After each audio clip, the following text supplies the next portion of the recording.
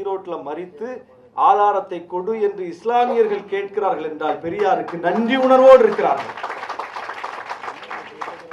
இங்க மாட்டுக்கறி சாப்பிட்டாயா என்று சந்தேகத்தின் பேரில் இழுத்து போட்டு அடிக்க முடியாது. அடித்தால் அடித்தவன் அடி வாங்குவான். தமிழ்நாட்டில்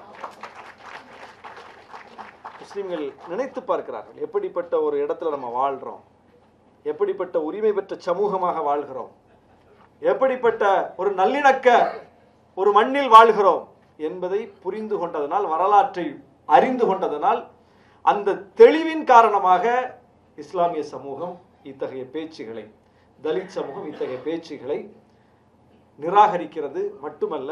இது நான் முதல்ல சொன்னது தான். ஏன் இந்த வேலை அப்படின்னா, 3 முறை பிரதமரான மோடியை வீழ்த்தியதில், அதற்கு எதிர் அரசியல் கட்சிகளை தேர்ந்தெடுத்ததில் வலுவான வாக்கு வங்கியாக கடந்த 2-3 தேர்தல்களில் தன்னை நிரூபித்துக் கொண்டிருக்கிற சமூகங்கள் தலித் சமூகமும் இஸ்லாமிய சமூகம். அப்ப இந்த 2 சமூகத்தினுடைய வாக்குகள் இப்படிப்பட்ட பிஜேபி எதிரணிக்கு போவதிலிருந்து ஒரு சிறு சேதாரத்தை ஏற்படுத்தி விட்டால் அது பிஜேபிக்கு லாபகமா முடியும். இந்த எதிர் அணி, பிஜேபி எதிர் அணி வலிமை பெறுவதை தடுக்கும். அதற்கு என்ன உத்தி? பிஜேபி வந்து முஸ்லீம்கிட்ட பேசினா அவன் கூட 2 ஓட்டு சேர்த்து போடுவான், திமுகவுக்கும் கூட்டணி கட்சிகளுக்கும்.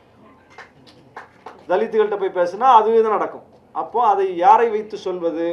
அப்போ இந்த அரசியல் அணி சேர்க்கை, அரசியல் கட்டமைப்பு, தேர்தல் வெற்றி, இதன் மீது ஒரு தாக்குதலை நடத்துவதற்கு அந்த சமூகத்துக்கு மத்தியில் ஒரு எதிர் உரையாடல் நடத்தணும்.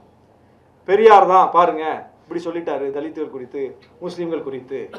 அப்போ எந்த பெரியாரை வைத்து இது கனெக்ட் ஆகி இருக்குதோ, எந்த பெரியாரை வைத்து, எந்த திராவிட இயக்கத்தை வைத்து இந்த அரசியல் இங்கே கட்டமைக்கப்பட்டிருக்கிறதோ, அந்த பெரியாரையே அடித்து நொறுக்குவது என்பதன் மூலம் இந்த அரசியலை அடித்து நொறுக்கலாம் என்கிற அரசியல் கணக்கு தான்.